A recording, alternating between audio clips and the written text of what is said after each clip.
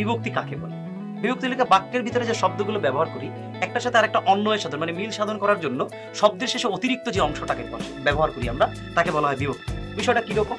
যেমন আমি যদি এখানে বলি, আমি যদি এখানে লিখি আমাকে একটা শব্দ, এই আমাকে শব্দ লিখলাম, অথবা যদি আমি লিখি আপনারা ধরেন তোলে যদি একটা শব্দ লিখি, এটা লিখলাম। এখন এই তোলের শব্দটা যদি লিখি মানে বেসিক্যালি আসে তোল যোগ এ, এই যে লাস্টে একটা অতিরিক্ত একটা অংশে এ পাইলাম, এই অতিরিক্ত অংশটাকে এ, এটা হলো বিভক্তি।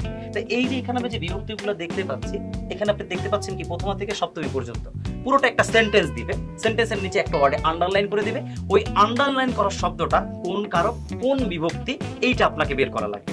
তাহলে কারক পারার পূর্ব শর্ত হলো বিভক্তি পারা।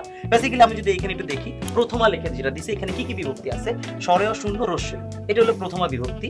যদি কোনো জায়গায় আবার পরে বলছি না, দ্বিতীয় কে রে এরে, এটা হলো দ্বিতীয় বিভক্তি। এরপর যদি আমরা দেখি তৃতীয় বিভক্তি দ্বারা দিয়ে করতে, এটা হলো তৃতীয় বিভক্তি। এরপর চতুর্থী বিভক্তি আছে কি কে রে এরে জন্যে নিমিত্তে, এটি চতুর্থী বিভক্তি। পঞ্চমী বিভক্তিতে আছে কি হতে থেকে চেয়ে, ষষ্ঠী বিভক্তিতে রয়ে, সপ্তমীতে আছে কি এই অংশটা কয়েক।